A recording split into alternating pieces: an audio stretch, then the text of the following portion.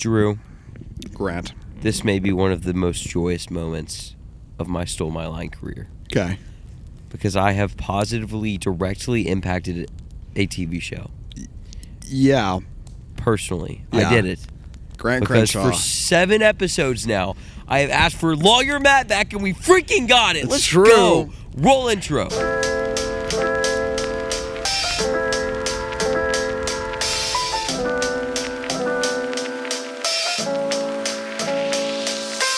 Grant, Drew.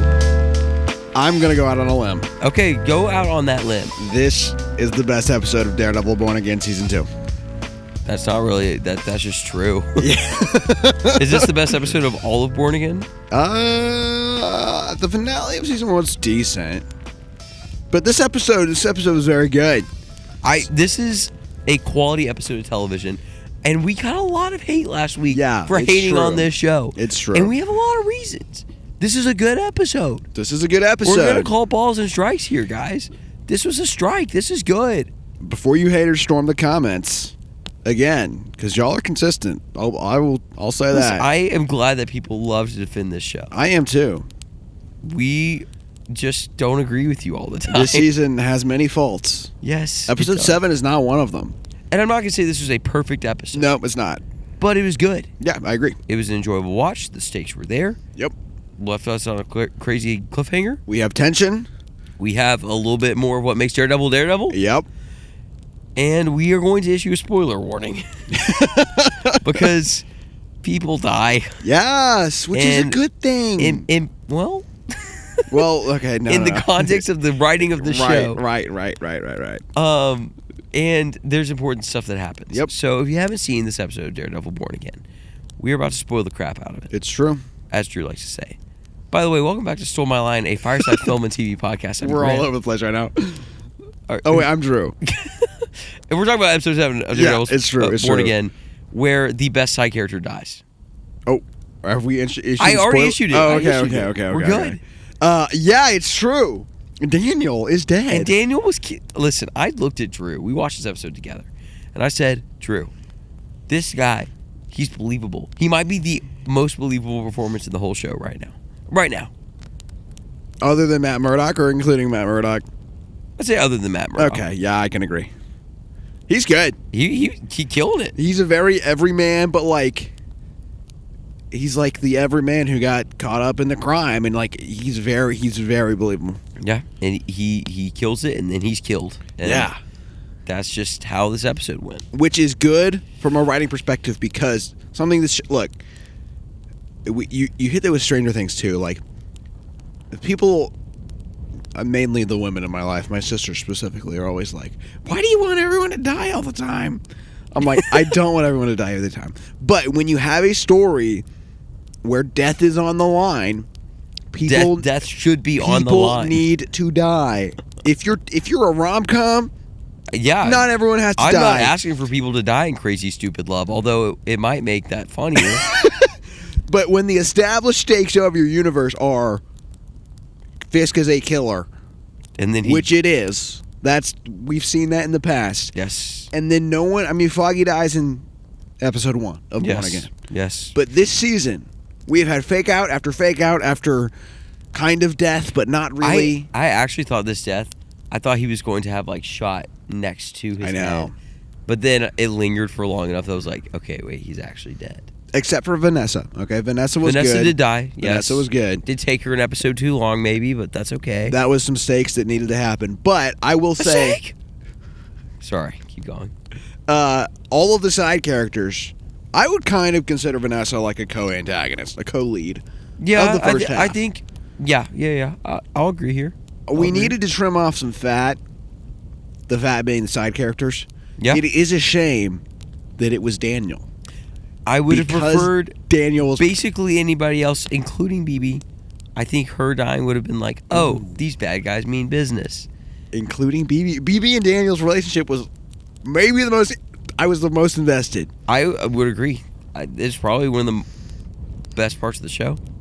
At least season 2. Yeah. I know that sounds crazy, but it was good. I would agree. I was very good. And I think Daniel was the strength of that relationship too. So yeah. So I don't really care much about BB and like my uncle died. Like, yeah, that sucks, but like I don't care about you as a character. She is not as engaged. Well, I would say she's engaged. She's good. I'm good. engaged. No, she's good. Okay. Okay. Let's dive into maybe some of your favorite stuff. Okay. Before we started this episode, by the way, I told you, hey, we're gonna have to try to be positive on this podcast for as long as possible. I don't think it's gonna be as hard as it's not gonna be as hard as What did you like about this episode? Lawyer Matt. Dang, let's freaking go. I honestly thought the dialogue in the courtroom scenes was pretty good. I did. I wanted more, but yeah, this seems like it's part one of the trial, so I'm okay. Delayed gratification. That's okay. I think Karen being the linchpin of this whole thing is very good. Yes. I think that is an interesting plot to go down. I thought the action scene in the garage was cool. It was decent. I was decent. It wasn't the best action scene in Daredevil, but it was good. No, I think this episode felt character driven. It did. We had Karen's character explored, which was desperately needed. Yes. Because where has she been this all whole she's season? done is punch a punching bag and wear wigs. Like, we needed some Karen Page in this show. And we got it. We have it. And I think it put a lot of, like, this situation put a lot of characters in interesting situations, specifically with Fisk. Yep. He's losing control. It shows, specifically with Matt, of, here is a decision I have to make to, like, I'm choosing to come out of hiding, essentially. Yep. But bank on the fact that I'm going to win this case. And also, it kind of plays into the fact that Fisk didn't out Matt when he could have. Yeah. And now Matt true. can kind of come into the light in this area and not just get tackled on the spot. So that works. I don't know. I just feel like this episode felt more cohesive as a whole. I do think filming the trial is interesting. I do too. From Fisk's perspective, because I'm like, if you are Fisk, why would you? Why are we filming this trial? I don't know. Like you. I don't know. I guess because it was like a public event that they disrupted, and I don't know if it's like he's so drunk on his own power a little bit that he like, or maybe he's so obsessed with the public's perception of vigilantes that it's bit him in the butt. I don't know. Like the moment Matt Murdock shows up, I'd be like, let's spin this media. Either turn it off or don't turn it off. But like after day one, spin the media, and maybe they will in episode 8. But yeah. Maybe. That felt kind of plot devicey when they like, because like they did the editing thing where she's like, or the judge is like, there's no jury. Yeah. And it's like she's like, well, there is. And then it cuts to the camera and you're like, okay, well, like obviously they're going to convince the people that vigilantes aren't bad or that Karen's not bad. Or that's what they're going to try to do. That's what the goal is. I still think that, like, despite those little nitpicks, it's still good. And you have to set up something. I agree. And so I think it's still good. But, yeah. I think, for me personally, it made decent use of some of the side characters, too. And, like, I say decent use. Like, I think Daniel and BB have kind of come into their own. I think Buck has his own role that he's officially playing now. But I think some of the stuff with Heather. Yeah? Wow, I remembered her name this episode. Look at you. There were like 2 people that got really mad at me for that. So yeah, that's true. Sorry. But like Heather had a decent scene, and I know she's coming more into play now. And I still don't love her as a character. I don't either, but I can see, okay, it's kind of going somewhere maybe, and she has a function. Like, all of the characters in here, I think because it's centered around the trial, I think everything makes a little more sense. Okay, I would agree.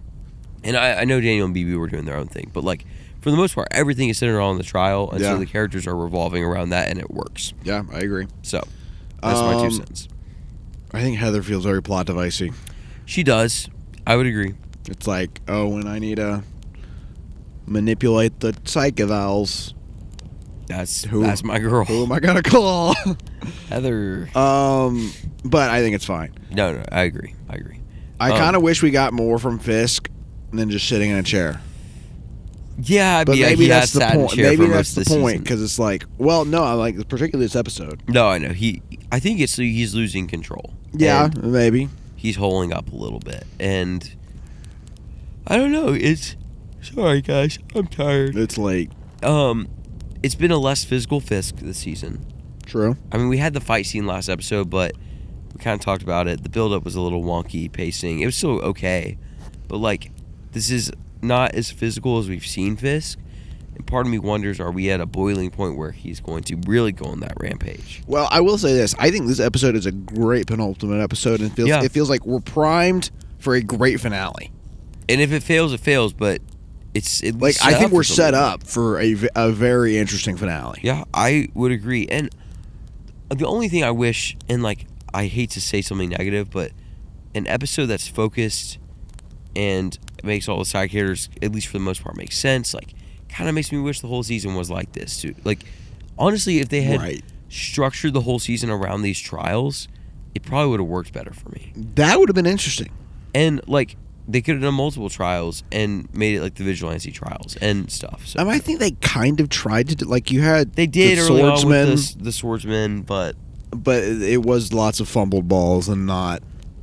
And that was only one episode. So yeah, it's just this season as a whole has lacked direction.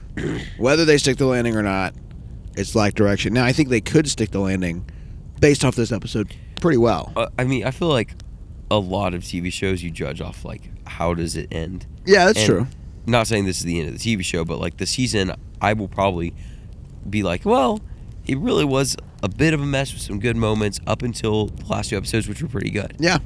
And and low-key, that's where season 1 was for me. Well, and you even look at other shows like Invincible. If Invincible season 1 didn't have a great last 2 episodes, we probably wouldn't talk about it as highly as we do.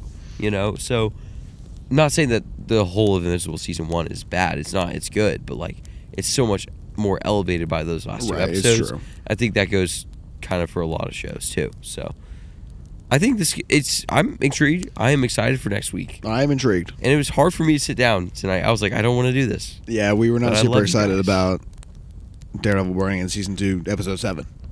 But it's good. We watched it. Oh, R.I.P. Daniel, though. Yeah, it sucks. It does suck. I liked him. I was invested. I will say this also. I know we said we'd be positive, and I feel like I've just nitpicked this whole time. But Jessica Jones... She feels a little pointless. Was so shoehorned in. It was yeah. Marvel was oh, we put Punisher in last, so let's put another Defender in here. Yeah, she doesn't really do anything. No, and she doesn't do anything. She's I gotta get this guy off my tail, and then she stands on a roof and talks to Matt. But the whole reason the guy was on her tail in the first place was to include Jessica Jones in the show. Yeah, it's okay, you got her there, now do something with her. And she still might do something in the last episode. Right. But, currently, she doesn't really do anything. She hasn't really added anything. Yeah. So, I don't know. Yeah. The Punisher felt very much they've had history, and I know that Jessica Jones and Matt have history. Yeah. But, the Punisher felt a whole lot more... Integrated. Yes. Better than Jessica Jones has. I agree. Speaking of Punisher, I'm super excited for the Punisher special. I'm intrigued and excited. Did you see the trailer? Yeah, it looks good. It looks sick. So, we'll see. Again, I've been hit or miss on Marvel, but I think this could be good. So, why go in with an expectation that it'll be bad? So that's a great philosophy. Thank you. Well, what else do you want to talk about with this episode? Anything specifically you're hoping for from the last episode? We need... Yeah, let's set our expectations now. This is good. Here's my... I'm going to say hope, not expectation. I'm not going to go in saying they have to do this thing or I will be disappointed. Okay. Because they could do something else from my hope that's very good, and I'll be happy. Sure. But my hope is that the case kind of concludes and Matt Murdock just, destroying everybody. Him... just lawyering circles around everybody else, just flexing his lawyer skills, because I love that. And then I hope there's one final fight where Fisk kind of goes ballistic and Matt has to stop him. That's my hope.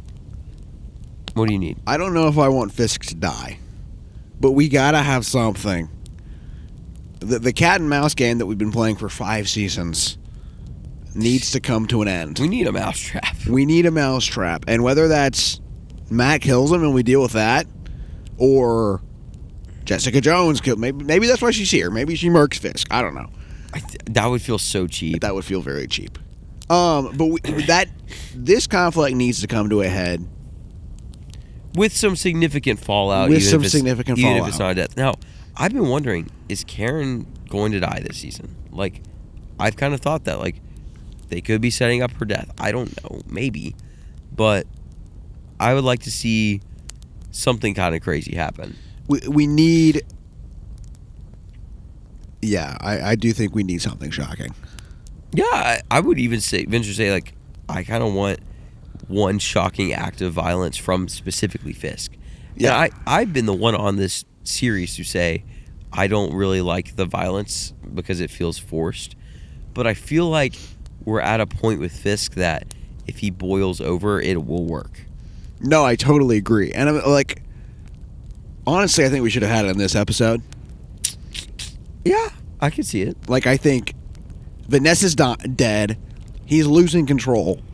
Like even if he killed Buck or something, that would be crazy. I think him fully losing control of the city officially would be the last straw. Yeah, I and agree. that has not happened yet. And so if that happens and he loses control, then I'm chilling. I'm like, that makes sense. Yeah. So, but like, I think we need something on the level of like the corridor scene from like episode 5 of season 1. Yeah. Which is just like nasty and gross, but like it shows just like the sickness in Fisk's heart. Yeah, I would agree. Also, that's like kind of what Daredevil was marketed as, and then it feels weird when you actually watch Daredevil Born Again. So. I know. I feel like we haven't. Fisk has felt very composed in this season, and we haven't had like the villain. I will say it makes sense from a plot perspective why he's holding on to everything, because I think it's because he's in this mayoral position. Well, like, I would agree from like he needs to be public facing to some degree. But yes, like, I I see think what you're saying. It would also have been cool if we had like he's public facing, but also we have, and like I know he killed the doctor. He did, and like he's killed people. Yes, but it just doesn't feel the same as like. I agree. The OG Daredevil. And I know we've said that a lot. I know. And it's hard. And it's like kind of a cop-out. It is kind of a cop-out. Like the vibes are off, so therefore it's bad. I'm like... my phone again. I've dropped my phone twice in recording recently. So audience who are defenders of the show, that is unfair to say. But also, do you not agree that the vibes feel off and the original was better? Right? No, I mean, anybody who really thinks about this show will say season 1, 2, and 3 we're better than 4 and 5 right. / the new 1 and 2.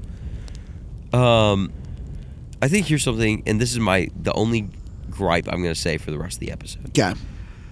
I was a little disappointed that I had to wait 6 episodes to get a pretty good episode. Yeah, that's valid.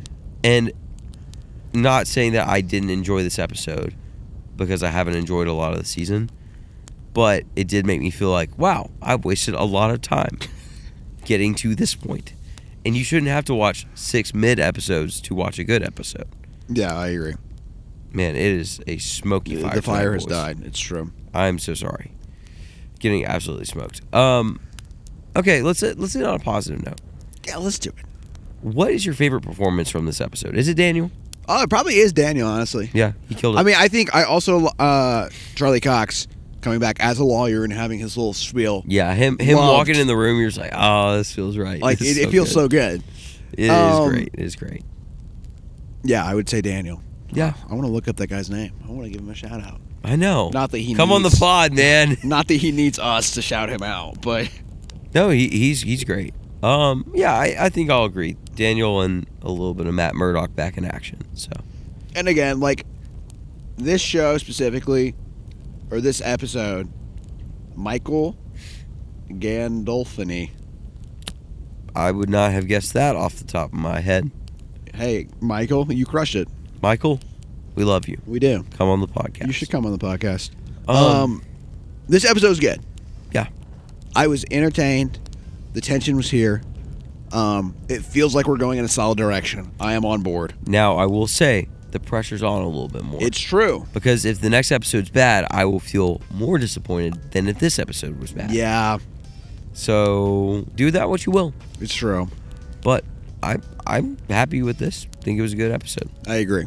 So Yep. anything else you want to talk about before we kind of say what we got coming up? I don't think so. Guys, we have Daredevil. We'll finish that out next week. It's true. But more importantly, we have a different devil. We have The Devil Wears Prada. 1 and 2. Good pivot. Tomorrow, we will be reviewing The Devil Wears Prada. It's 1. true. Kind of. Drew's never seen it, actually. I've never seen it. So he's going to watch that. I've seen it. It's classic. Love it. So we're going to dive into that movie. And then we're going to watch the second one in theaters and talk about that one, which is going to be electric. And stay tuned for a potential guest on that episode. I wonder who is it going to be. Who is it going to be? If you've been around the pod for more than like a day, you know who it is. If you had 3 guesses, you'll probably get it. But also, we have a ton of other fun stuff coming out. We have a Star Wars marathon that we've started recording, and I'm super stoked about. 4th. Yes, so in like a week, basically. Crazy. And then we have Backrooms coming out at the end of May. We have House of Dragon coming out in June.